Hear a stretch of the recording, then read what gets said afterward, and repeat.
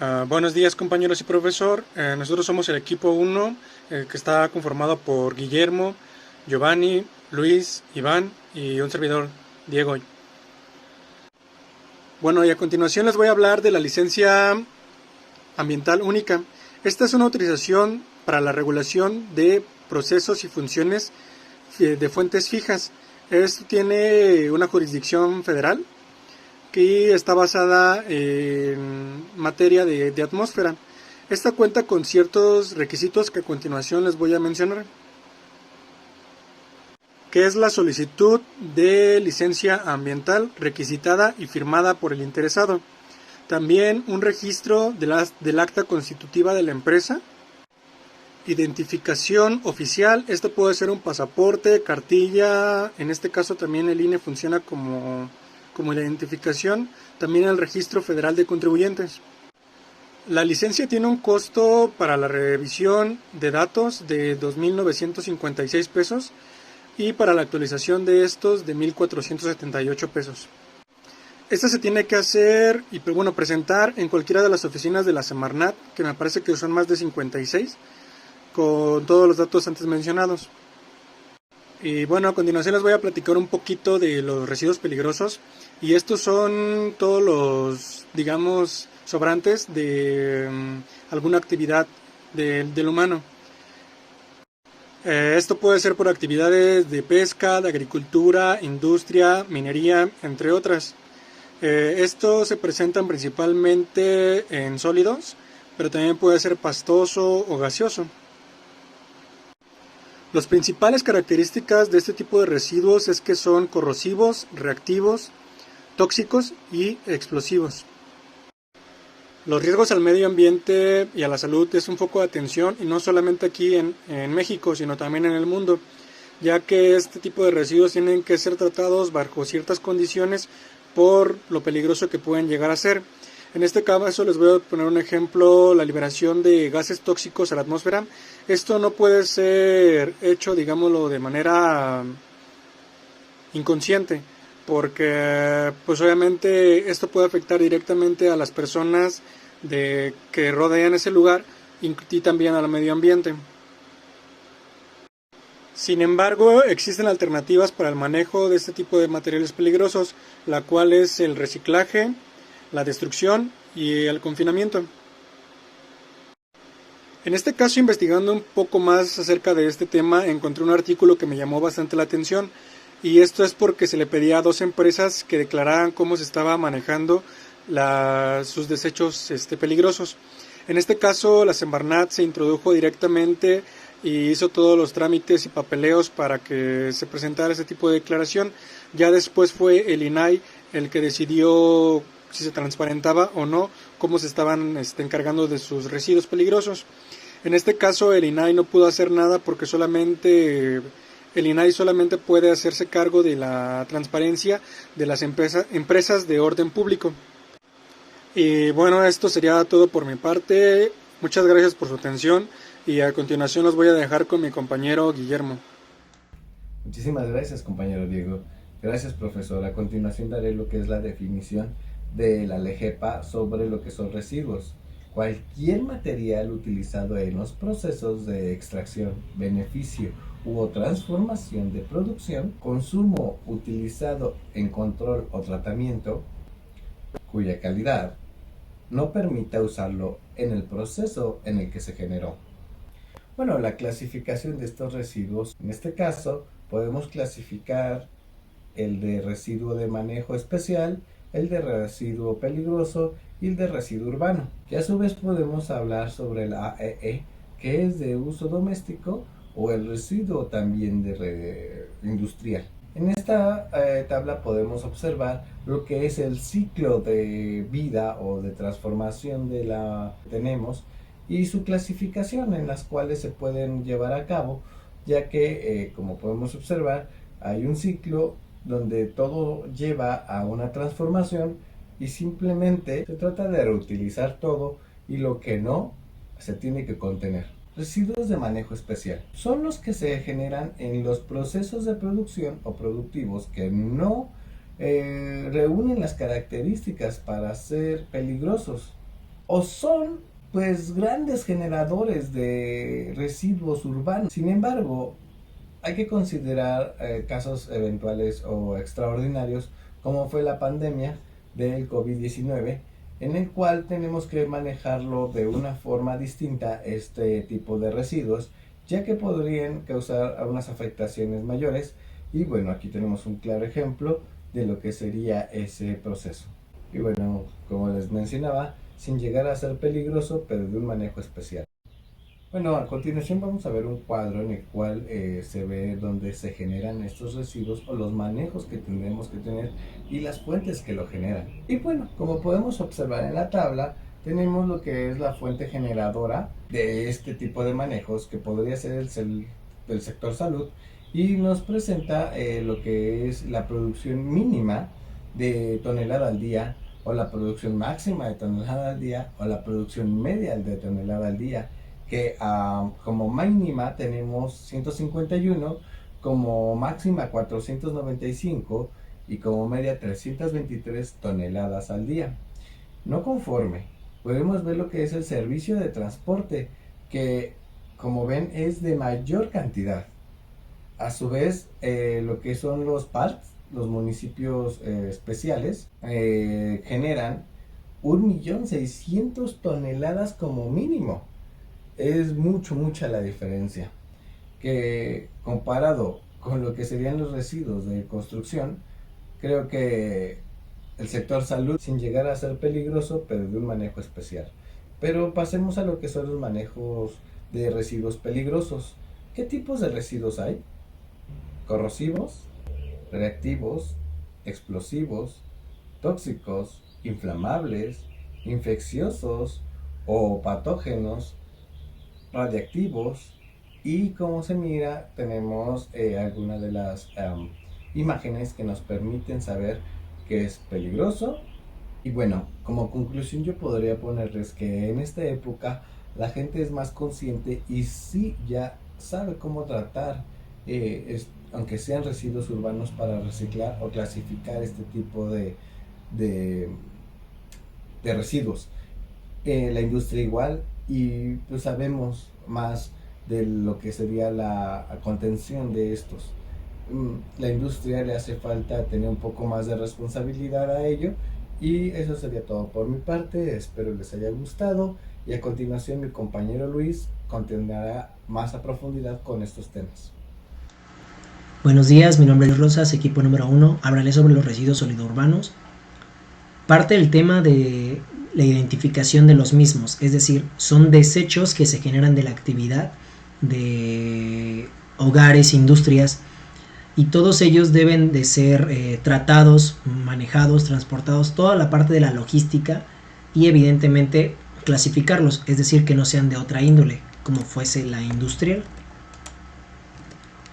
De aquí el artículo número 10 nos habla de todos estos municipios, las cuales deben de darle una recolección, traslado y tratamiento, ya que solamente el 9% de ellos son reciclados y se generan 103.000 toneladas. Entonces, pues al año, ¿no? Entonces, evidentemente, la Semarnat lo que hace es promover con planes y programas su manejo, toda esta parte de la logística, para su identificación y manejo. Es decir, si van a ser reubicados o van a ser restituidos.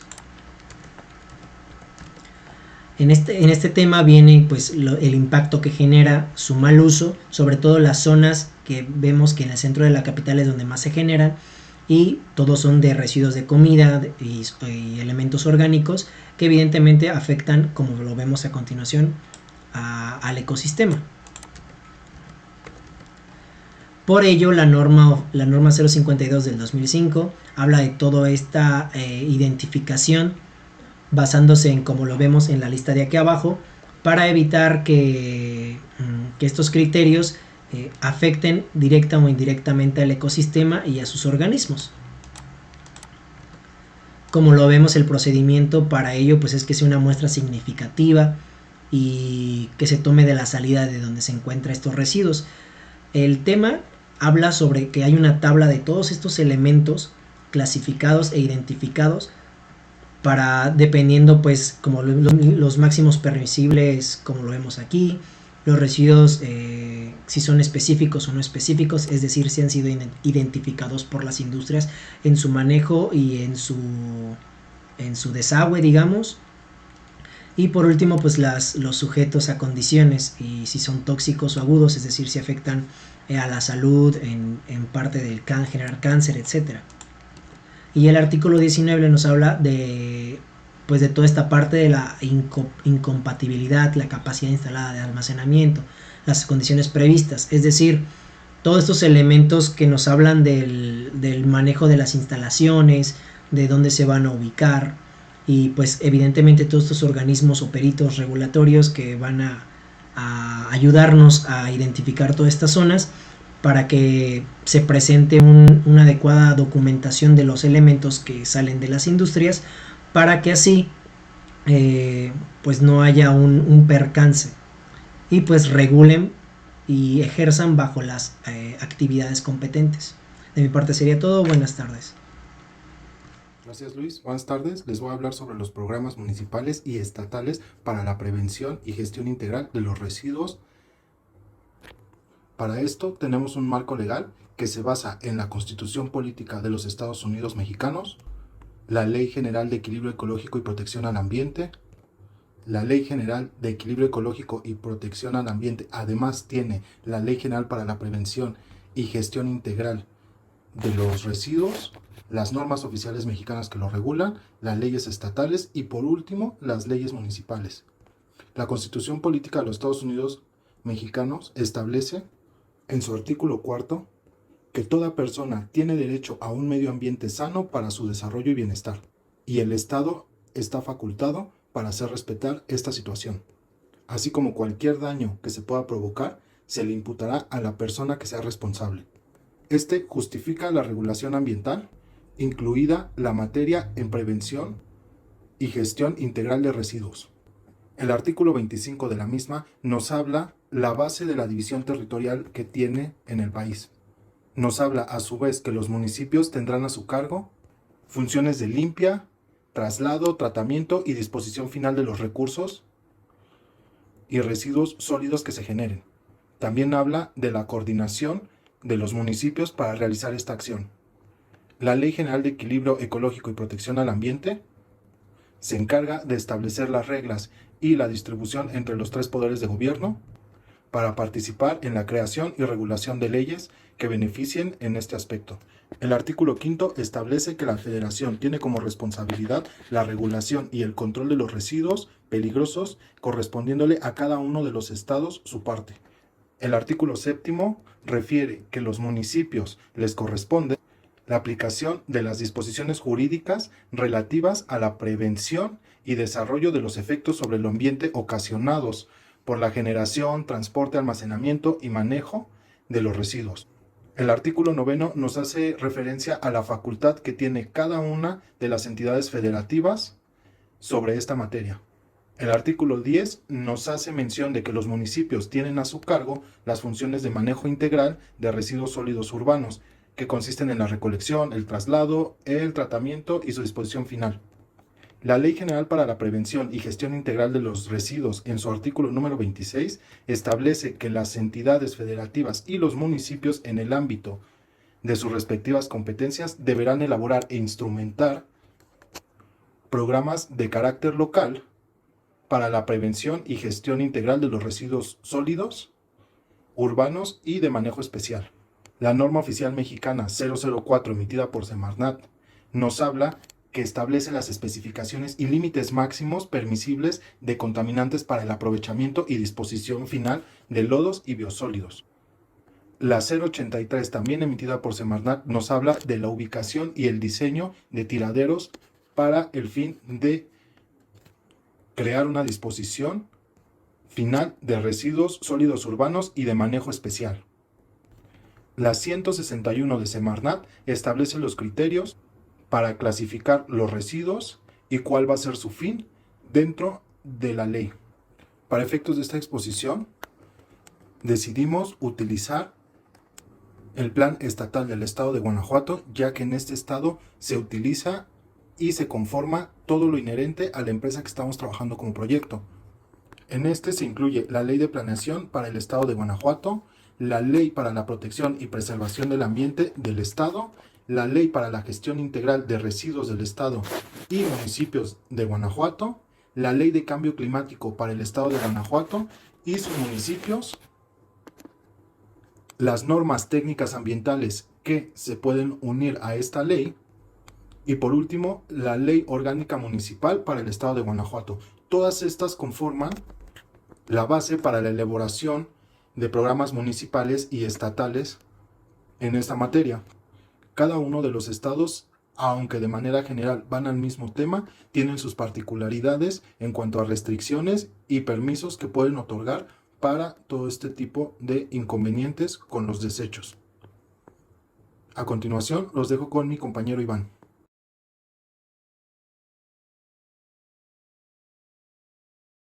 Buenos días, maestro y compañeros. Mi nombre es Iván Solano y a continuación les voy a hablar acerca de los procedimientos para el manejo de residuos peligrosos.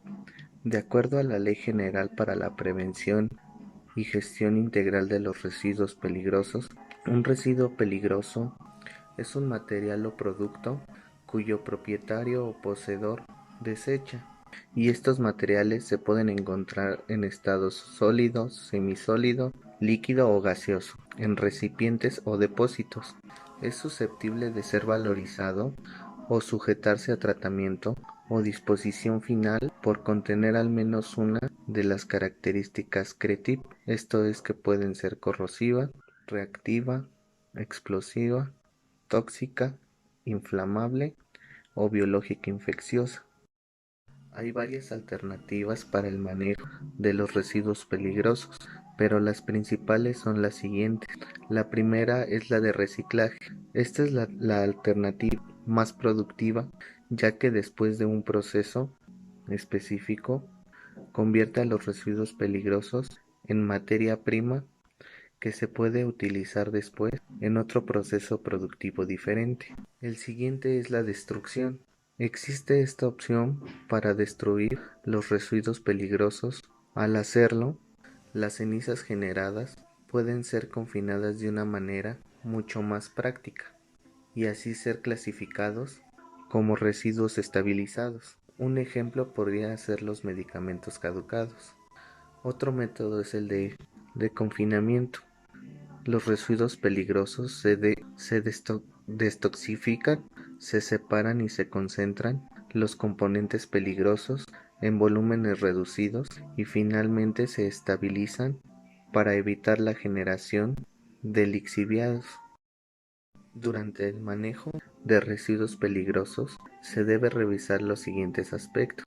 Se deberá de tener preferentemente a la mano las hojas de datos de seguridad, debiendo revisar los aspectos como equipo a utilizar, qué hacer en caso de, para un manejo seguro de los mismos. Se deberá de tener un almacén temporal que deberá de cumplir con las características marcadas en la normatividad vigente, entre las cuales podemos mencionar estar separado de las instalaciones en general, estar ubicados en zonas en donde se reduzcan los riesgos, contar con muros de contención y fosas para derrames, contar con trincheras o canaletas, manejar espacios libres para maniobras, contar con un sistema de extinción contra incendios, contar con señalamientos de seguridad alusivos a la peligrosidad, no mezclar residuos peligrosos incompatibles y llevar una bitácora de generación y movimientos. También se deberá de tomar en cuenta que se envasen de acuerdo a su estado físico en recipientes cuyas dimensiones, formas y materiales reúnan las condiciones de seguridad para su manejo conforme a lo señalado en el presente reglamento y en las normas oficiales mexicanas correspondientes. También se deberán de marcar con etiquetas o rótulos los envases que contienen los residuos peligrosos, señalando el nombre del generador, nombre del residuo peligroso, características de peligrosidad y fecha de ingreso al almacén. Se deberán de almacenar adecuadamente conforme a su categoría de generación. Esto de acuerdo al artículo 82 del presente reglamento, en donde permiten un plazo máximo de 6 meses de almacenamiento.